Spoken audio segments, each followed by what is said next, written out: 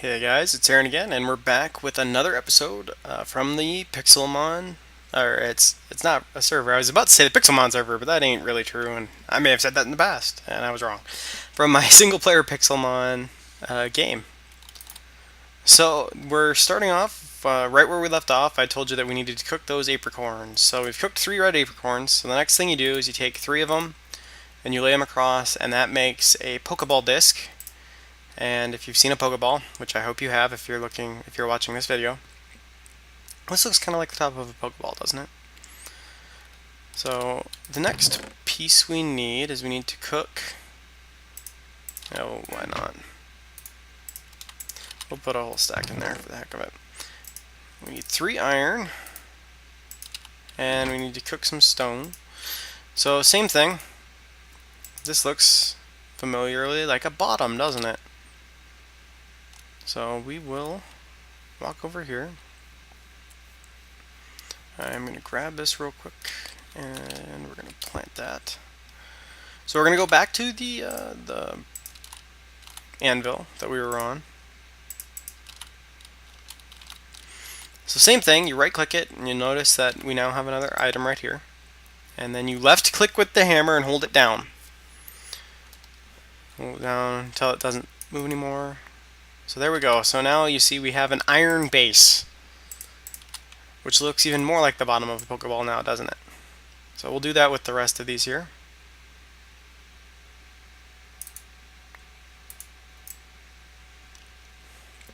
So after we build these Pokeballs, we're still gonna go ahead and run over and take care of the stuff in the Nether that I started last time. Especially since episode for last time was pretty anticlimactic, other than we finally found some dang diamonds, and I lost another battle, which seems to keep happening to me. Apparently, I'm just a terrible Pokemon trainer. So the same thing with the tops. Yeah, unfortunately, the Pokeball making in this does take a little bit of effort and time. As I said, building better hammers, like a diamond hammer, and these hammers can be enchanted like you would enchant anything else. So, like efficiency and unbreaking on these, it speeds things up to ridiculous levels, especially if you are using enchanting a diamond hammer. It really does help. I highly suggest it, especially if you decide you're going to sit down and make all kinds of Pokeballs. I do plan on doing an episode that is specifically about Pokeballs. I'm not going to do that at this exact moment, but we will do that here at some point. That'll give me enough. Alright, so first we need to make some switches. Buttons. So this goes together. It really doesn't matter where you place these.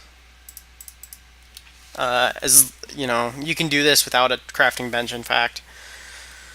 But as you can see, top middle button. The button's a stone. It's just a cooked stone button like you'd normally make. Bam. The different Pokeballs, when you make the lids and stuff, they actually make different amounts. We're gonna just take that. So I made a flint and steel while we were gone too, real quick. Okay, so there's 2 ways you can use the Pokeballs in this, and I'm not going to actually do this, but you can straight up put them in your inventory like this, and if you right click it, you will throw it. See, I threw that there. Sometimes they'll break, in which case but they'll break into all their components, so you can just quickly throw it back together. So I could throw this at this Geodude and try and catch it. As you can imagine, that is probably one of the worst ways you can try to catch a Pokemon. Most Pokemon. If you get to the point, and I found that once I had played for a little while on my personal server that I kind of, you make enough Pokeballs that it really doesn't matter. And so you don't mind just, like I don't mind just randomly running around Pokeballs and just throwing them at Pokemon instead of battling them. If you want the easiest, not necessarily the easiest, the most guaranteed way to catch Pokemon is exactly what you would think. It's just like in the games, you fight them, beat them up a little bit, use your Pokeball in the inventory. Alright, so we're gonna go into the nether real fast. Let's try and grab some glowstone.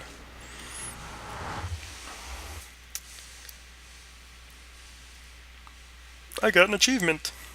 Yay! Alright, so where the hell are we at?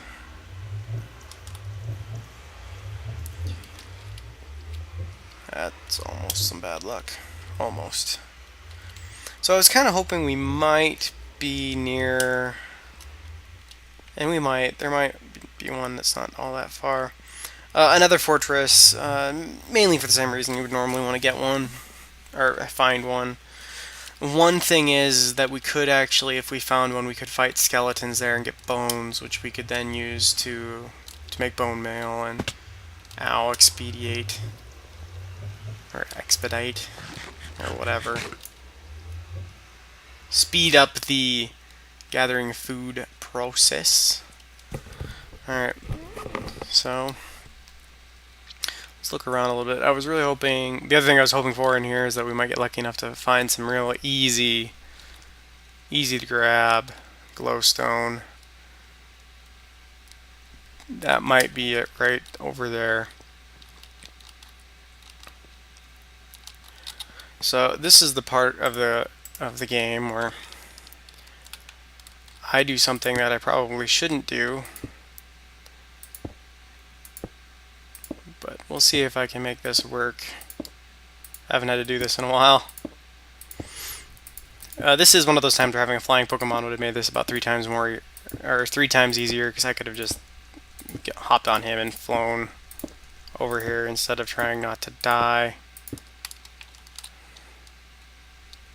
And we'll just run this all the way across. Why not?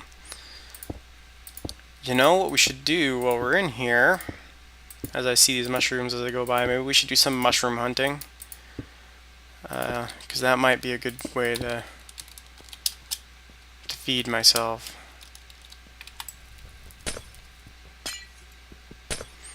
So, doesn't take much glowstone. We're going to grab all of this chunk just for the heck of it.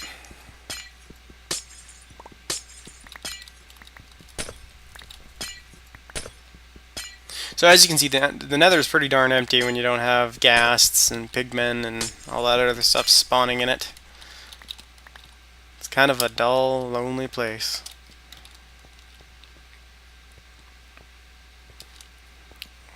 Let's see, got some red mushrooms.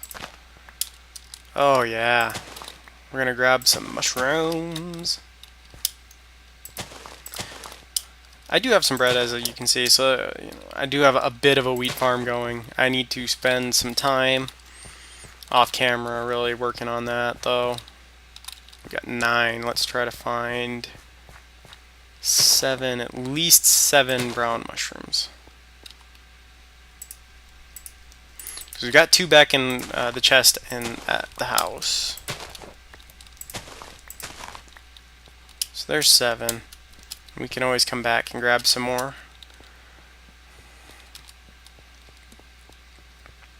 We might spend a little bit more time in an episode messing around over here in the nether, but for now we're gonna go ahead and head back.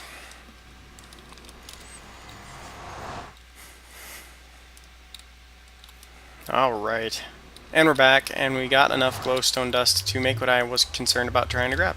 So, good on us. Let's check this forest out. I don't know if this is considered enough of a forest biome to actually allow us to find forest Pokemon or not.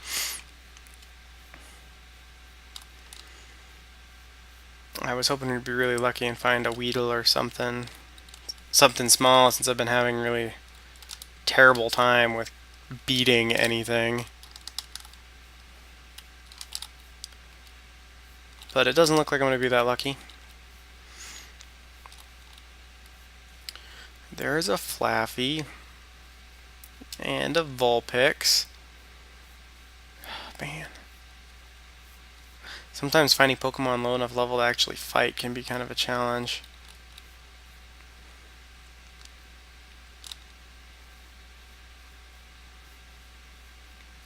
Some Meowth.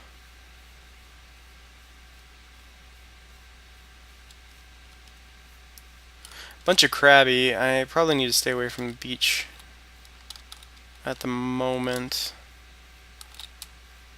Kingler, when Kingler spawn, they're usually pretty violent towards the random Pokemon trainer. Now let's make some mushroom stew real quick. So we've got some more food. Alright, we're going to wander over this way and see if we can't try and find a Pokemon to fight. Possibly catch. So you can see there are some other trainers over here. That's a fire breather, as you might guess. Apparently I haven't spent enough time over here yet. Pokemon do seem to, with this mod, they do seem to spawn, like they'll spawn around you, but they only spawn in chunks that you're currently in. And so the longer you spend in an area, the more Pokemon you'll come across. Oh no. Not rain.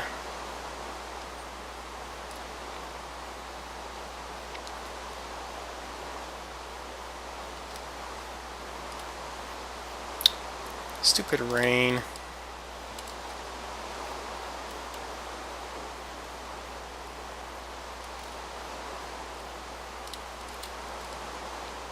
This is the slowest time I've had looking for Pokemon in a long time. So you can see some guys actually spawning over here in the desert. This one, big one here, is a Camerupt. 37. Level 10 Sandile.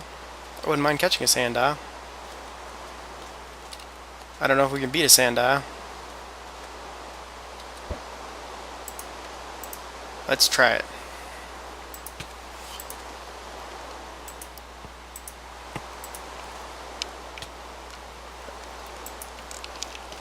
Of course, I'm not that lucky.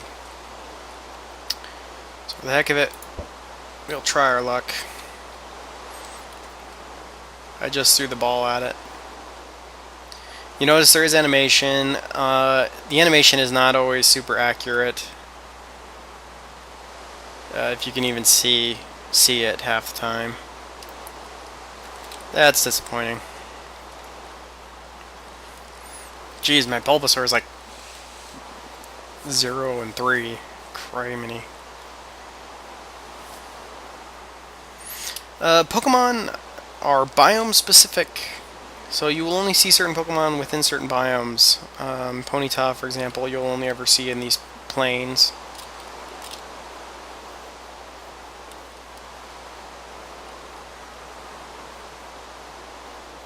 But a lot of Pokemon do share biomes, like they can spawn in more than one biome.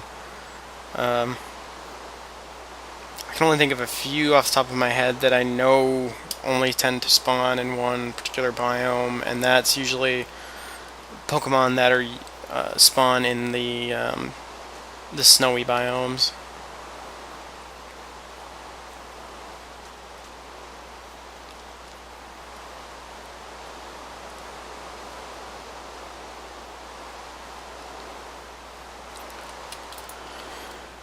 So I'm pretty sure, I've not tested it, I'm pretty sure you can actually pick these healing tables up and you could probably carry it with you as you went. I don't see that as very sportsmanly or whatever you want to call it. I see it as kind of a cheap thing to do, so I'm not going to do that.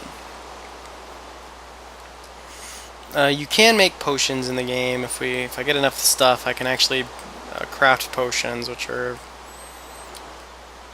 about as useful as you would expect. I never made a better axe. That was kind of dumb of me. So figured we'd see if we couldn't get lucky and maybe. So there's a Magikarp in here. One thing I'll tell you, do not get caught in a fight in the water, because you will drown before the fight can finish. You'll drown before the fight gets anywhere near done. Unfortunately. Because when it switches to that screen that you've seen when I've gone into fights, it locks you out of doing anything other than controlling the commands for the fight itself. So you need to really watch yourself.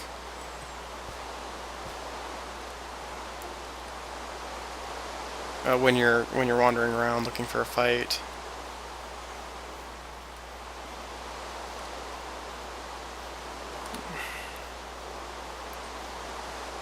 There's a Venomoth.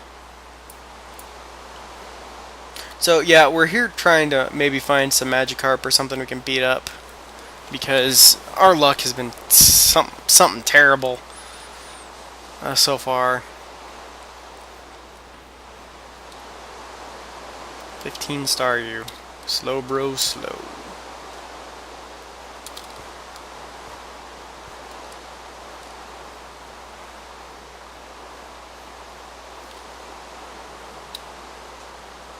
Dang it.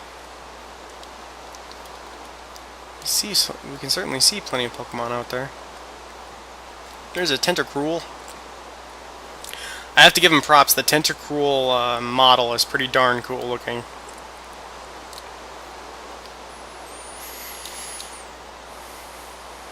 It looks pretty darn neat. Oh, some Shelder over here. Shelder might work to try and battle against. 11. 13. Oh, what bad luck I am having. Oh, that's a Kingler. We want to stay the hell away from him.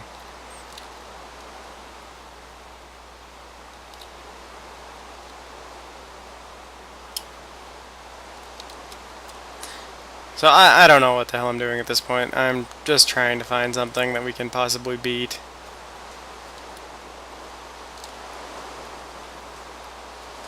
Ooh, a blue one. Okay. Level 2. You've got this, Bulbasaur. You can do it. Hallelujah, we finally won a fight. Way to go, Bulbasaur. So this blue bar down here that you can see, that's actually his experience bar. So you can see where they're at visually.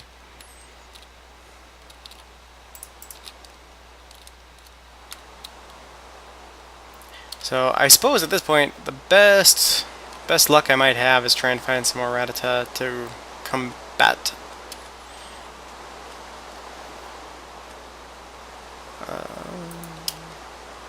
We'll wander around a little bit more before we turn around and try heading for home.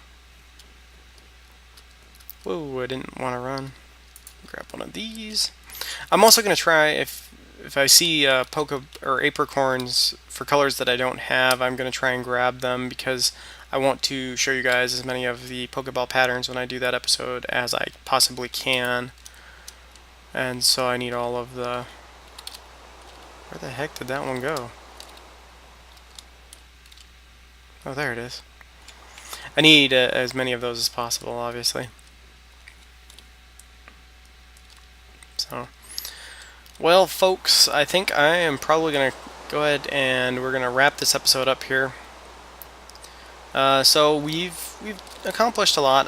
Next time, I'll actually show you how to build the PC. So we'll get one of those built, and hopefully I'll catch a Pokemon. I'm certainly disappointed with how terrible my track record is at the moment. So I also might take a bit of time to help make this more interesting for all of you. I'll probably take a little bit of time and try and level my Bulbasaur up outside of forcing you guys to watch it, so that he can take a little bit more punishment, so we can actually start really enjoying the mod more, and really start looking around for Pokemon to try and catch. So, as always, take care of yourselves. Thanks for watching, and I will catch you on the other side. Bye-bye.